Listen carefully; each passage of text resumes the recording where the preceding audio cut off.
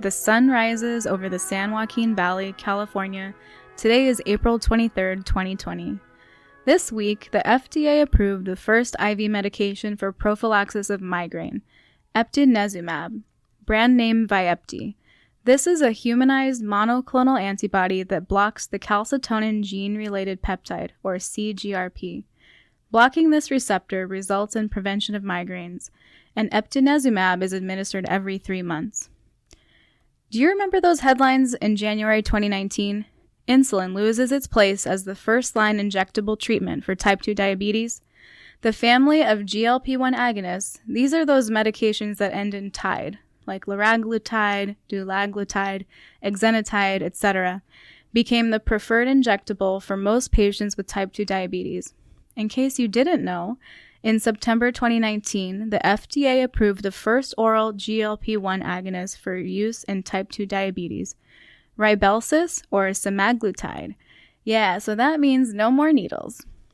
The benefit in weight loss and glycemic control of the oral semaglutide or Rybelsus are comparable to the injectable semaglutide Ozempic. Also, in case you didn't know, in July 2019, the European Commission approved the first oral medication for adults with type 1 diabetes, dapagliflozin, which is Forxiga in Europe and Farxiga here in the USA.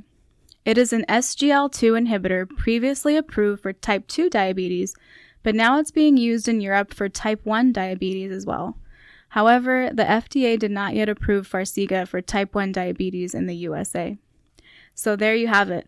There's an IV medication for migraine prophylaxis, Vyepti, an oral GLP-1 agonist for diabetes type 2, Rybelsus, and at least one oral medication for type 1 diabetes, Forxiga, used only in Europe for now.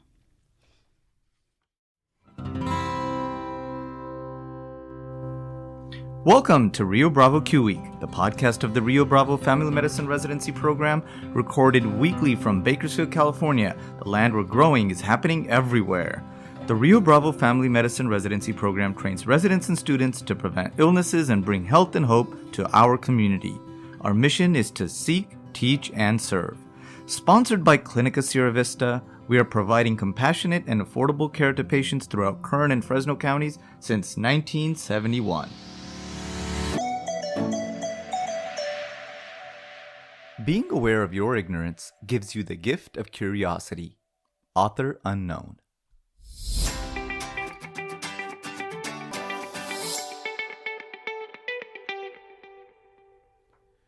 Curiosity killed the cat, but satisfaction brought it back.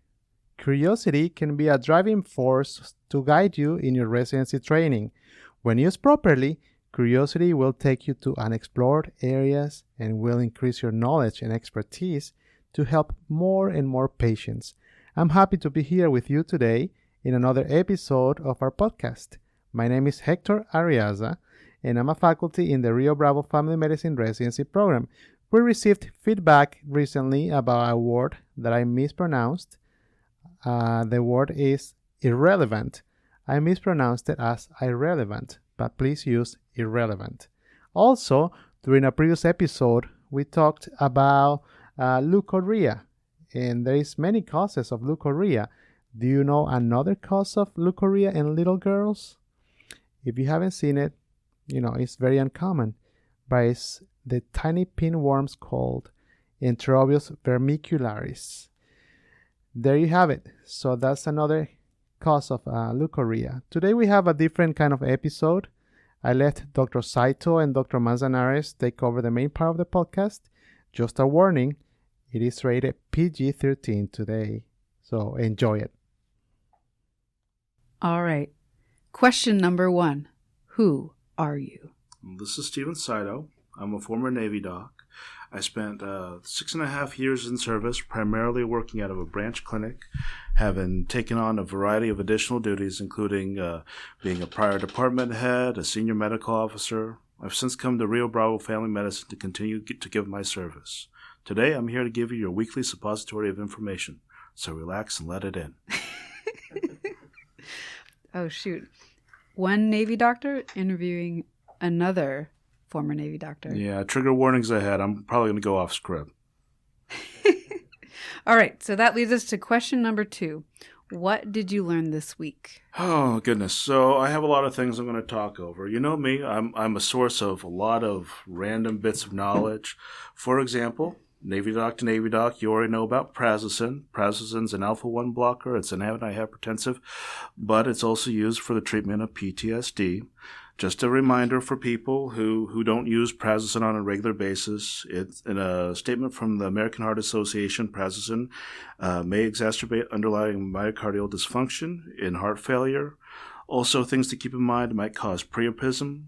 If erections last more than 4 hours, call more people. All right, so on to the actual main what else did you learn this week? Yeah. What else? Well, main topic. Okay. So this past week I encountered a mother who was against vaccinations, and I wanted to do a little talk about vaccine hesitancy and how we can approach discussing it with our parents, patients. So hold on to your butts. This topic is definitely not going to get any controversy or angry emails from Facebook moms. So I reviewed information on vaccine hesitancy from the World Health Organization, the Center for Disease Control, and the AAFP. In a short 253-page paper, the World Health Organization laid out its review of literature and its conclusions for strategies for addressing vaccine hesitancy. I found that there are few well-studied strategies for addressing vaccine hesitancy due to wide variation in studies in regards to setting and target population. It was a 2014 paper, so it did acknowledge that at the time it was a novel issue. However, they did condense the useful information that was gleaned into a 2-hour PowerPoint that I'm going to attempt to condense into an even shorter version, something hopefully that will not put you to sleep on your drive home. Remember, for our residents, if you start to feel tired, Clinica will pay for your Uber, so pull over and continue to listen to this podcast. First, we have to address what hesitancy is. It's not outright refusal, but whether or not the patient or parent has uncertainty. There will be people that will continue to refuse regardless of whatever information is presented. There are multiple factors that contribute to hesitancy, including complacency, that people feel that there's too low a risk or that the disease isn't dangerous enough to deal with, and so they put off doing their vaccinations. Confidence, which is lack of trust either in the vaccines or in the health authorities. Patients get multiple inputs that can influence their confidence, including media, politics, religion, culture, personal knowledge, or lack thereof. And convenience, especially as it relates to barriers to access to care, cost, availability. The World Health Organization recognizes that there may not be any one specific measure to overcome hesitancy, but there are general recommendations, including starting with a presumption of vaccination as default. So you should use the phrase, it's time for your vaccinations, or you're due for XYZ, as opposed to, do you want your vaccinations? Using ambivalent wording like this that sounds like you're not confident in their use can lead to increased vaccine hesitancy. The majority of patients are likely to comply at this point. However, for those who don't, it is generally not recommended to take a directive or argumentative response, as that style of communication can result in decreased trust and has shown vaccine uptake does not improve. A better recommendation would be to start with motivational interviewing. Motivational interviewing is focused on collaborative and patient-centered exploration of their hesitancy with a focus on how to change their attitude or behavior. Who has a 5-step process for this? Number 1, open-ended questions. Your open questions should use what, why, how, or tell me to explore the reasons behind the hesitancy. For example, what are your concerns about vaccines? Number 2 is to reflect and respond, to acknowledge them. For example, you could use a simple reflection, I understand that you are afraid, or a complex reflection. You want to make the best choice for your child, but you're nervous. Number 3, affirm strengths and validate their concerns. For example, you could say it's great that you're starting to think about vaccines, or you could say, protecting yourself from illness is important to you and the health of your community.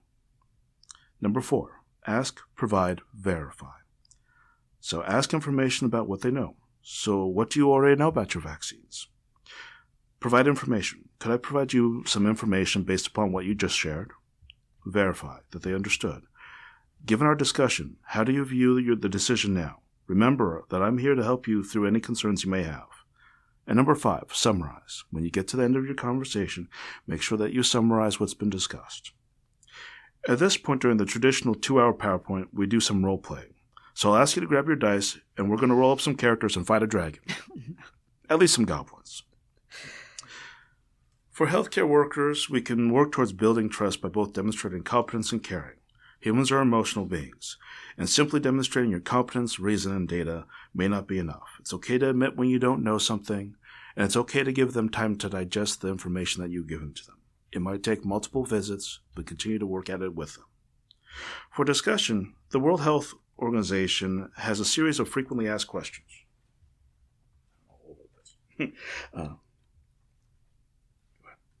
I have one. Can vaccines lead to infertility? No, vaccines can't lead to infertility. In fact, medical experts suggest that some vaccines actually protect fertility indirectly by preventing the need for treatment.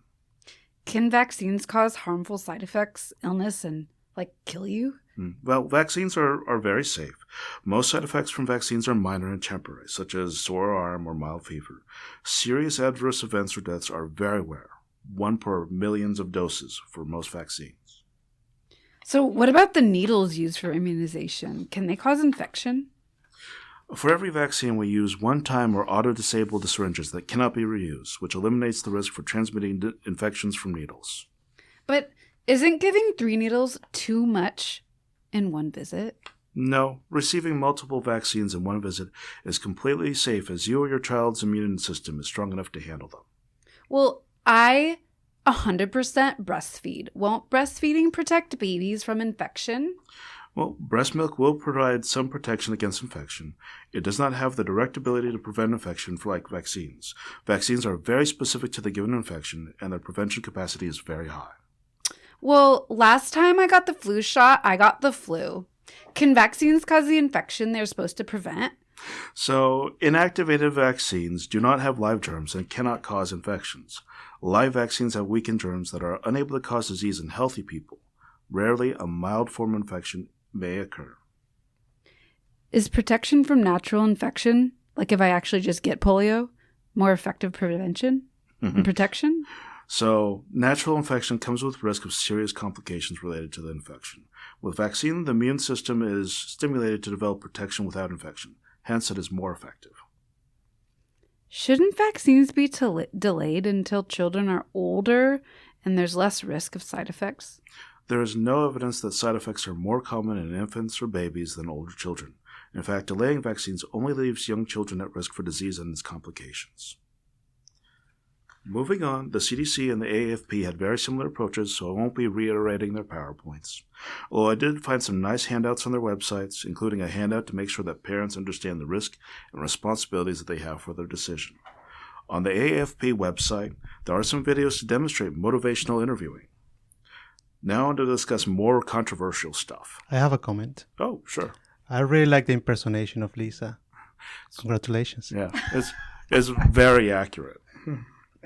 And I think for the rest of our discussion, her name will be changed to Karen.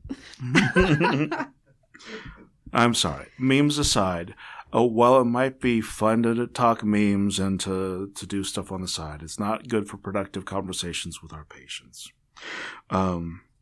Discussing the controversial bits now.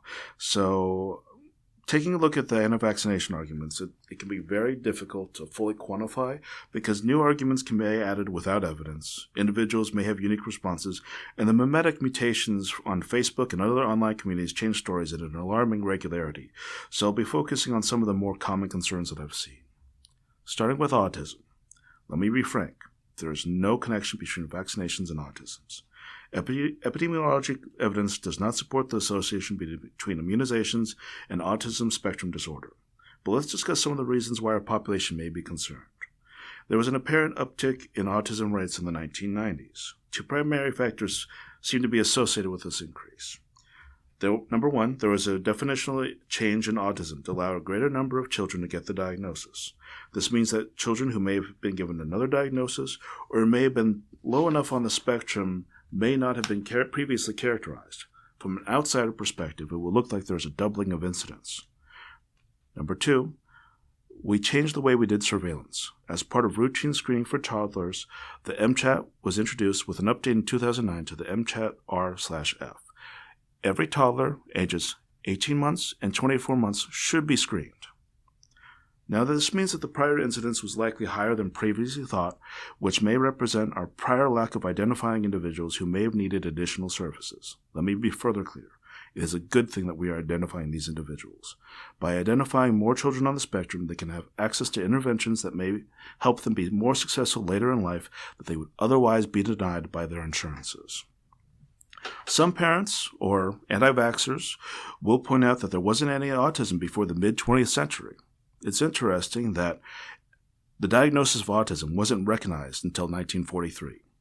However, prior to its formal recognition as a diagnosis, there is evidence that people were identified as having behaviors associated with autism. For example, in a review of fairy tales includes discussion of changelings, children that exhibited a remarkable and sudden change of behavior characterized by unresponsiveness, resistance to affection, inability to express emotion, and similar findings that are consistent with typical members having ASD. I'd like to also address the study that was published in 1998, published by Mr. Wakefield, formerly a doctor who lost his credentials.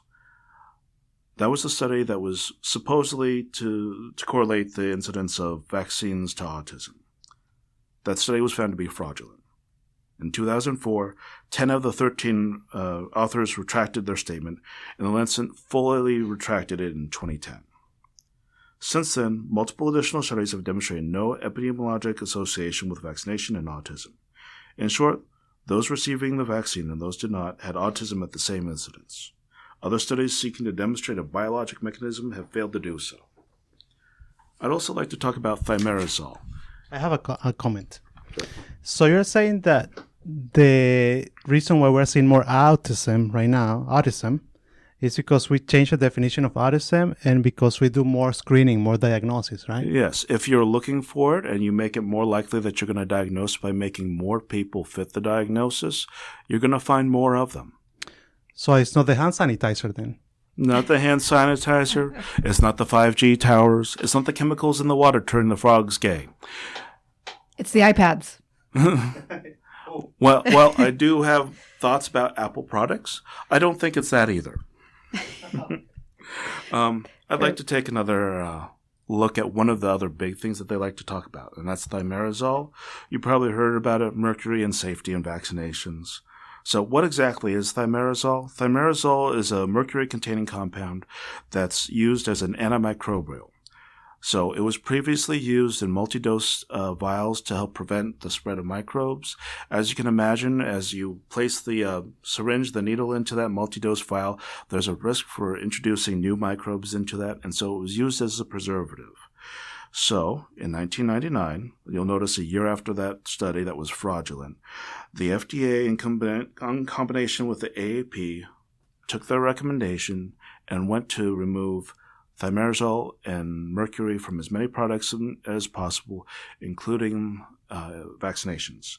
In 2001, they completed it. Therefore, in childhood immunizations, thimerosal is no longer present in any of the normal childhood vaccinations. Thimerosal is used in part of the processing for them, but once they're placed in the vial, that is not typical. You might be asking yourself, what are we doing then to prevent the spread of microbes into our vaccines if we're not using that as a preservative?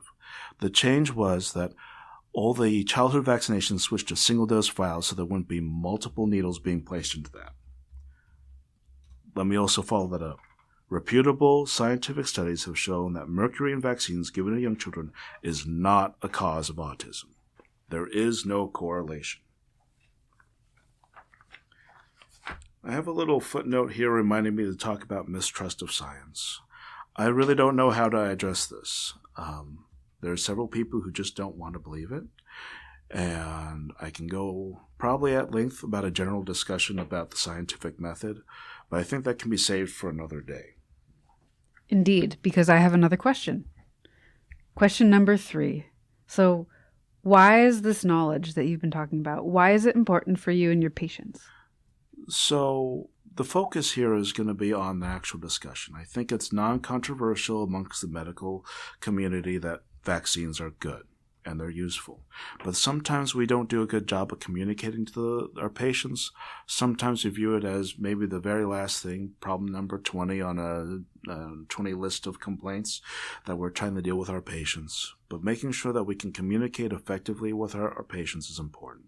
More importantly, in the year to come, once there is a COVID-19 vaccination, we're going to need to be able to address some resistance in the community for this. Fair enough. All right, so I got another question. How did you get that knowledge? So, as a general review, when I'm looking up information, I'm going to go to one of my usual resources like UpToDate.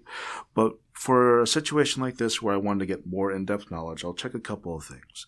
When I'm on UpToDate, I can check primary sources. If you take a look at the bottom of any of those articles, they have a bibliography with the source of the study, and so you can go right to it to look for your evidence-based medicine. But when I want to get additional sources, I'll usually go to sources that have broad information from important medical institutions. The ones that I used this time were the Center for Disease Control, the World Health Organization, and the AAFP. So you answered my question number 5, which is where did that knowledge come from? Yeah. So I think you covered it. Little answering more than one question at a time. Dr. Saito is very optimistic. He's already prophesying that we're going to have a vaccine for COVID-19. Thank you so much. Got to be optimistic. And so the hope is that we'll get one. And hope is that by that point, people will be more inclined to accept vaccines because they'll have seen the effects of this virus. Now I have a question. So just in practical ways, what do you tell your patients that don't want to get the flu shot? How do you convince them? So, again, I'd probably start with the motivational interviewing. My first question usually is why don't you want to get your flu shot? The typical answer will be, just like Lisa said earlier, in the persona of Karen, that whenever I get the flu shot, I get the flu. And the important part there is to correct them. When you get the influenza vaccine, you do get some mild symptoms, usually fever. Part of that is turning on your immune system to produce the appropriate antibodies. Now, most people are mildly inconvenienced for a few days with that mild fever and just feeling a little bit run down. When most people tell that they have during the flu season, they'll say, I get the flu and then I get better. Usually what they're referring to is one of the varieties of common cold as opposed to actual influenza. Actual influenza makes you feel really ill. Most people are referring to something like a rhinovirus. Let me tell you an example. Dr. Parker actually taught me this. So she said, you can explain the patient like, just imagine ant, an insect, a bug.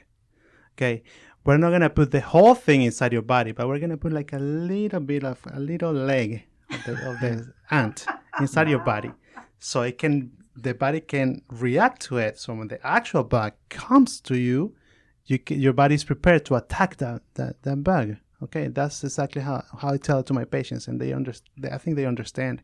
It's not gonna be the whole disease. It's just gonna be like a little particle, a little piece of it. When I talk to my wife, I usually just tell her I'm just going to use the tip, but that doesn't work.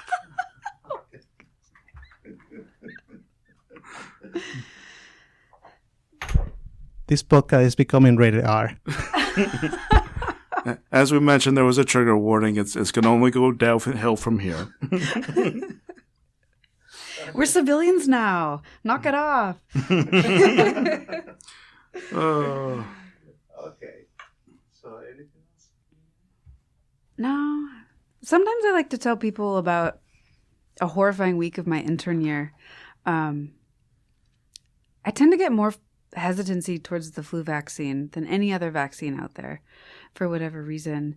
And I tell them that I couldn't live with myself if I saw them in the ICU, that I had a terrible week in the ICU where someone died on a ventilator in the ICU, and I don't want that to be them.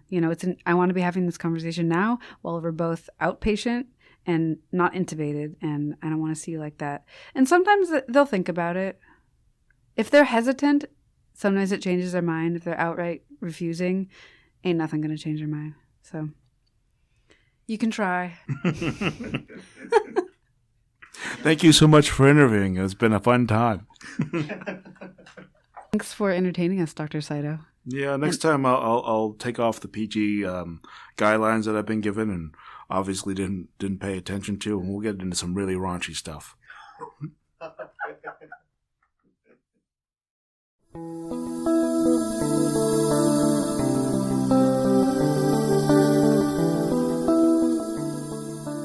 Speaking medical.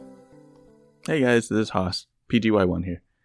Have you guys ever wondered how to say BO in medical terms?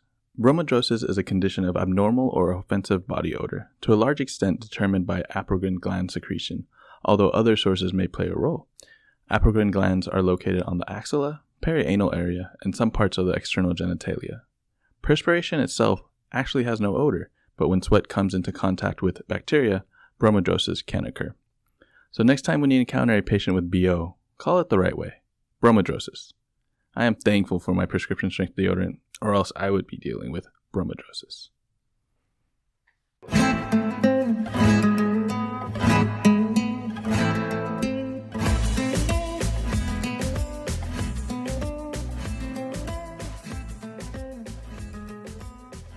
Hey muñeca, qué linda eres.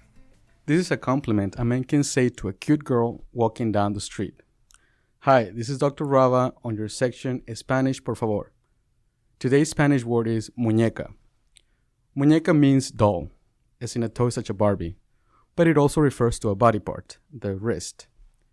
Here in this word is very common, and it is an appropriate word to use in the medical terminology. So don't get confused when people tell you that their muñeca is broken or twisted or that it hurts, because they're talking about the wrist, not their Barbie doll. The way your patient will complain may sound, Doctor, me torcí la muñeca, meaning to say, Doctor, I think I hurt my wrist. Once a patient called me muñeco, but that's a different story. Now you know the Spanish word of the week, muñeca. All you need to do now is to assess your patient's muñeca.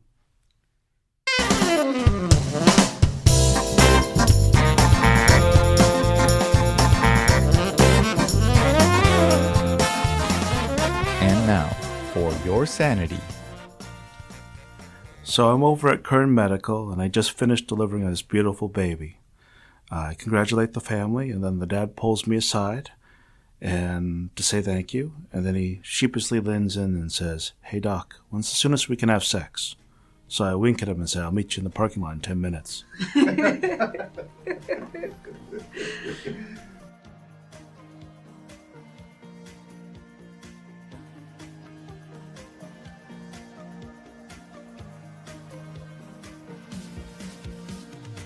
Now we conclude our episode number 9, Vaccine Hesitancy.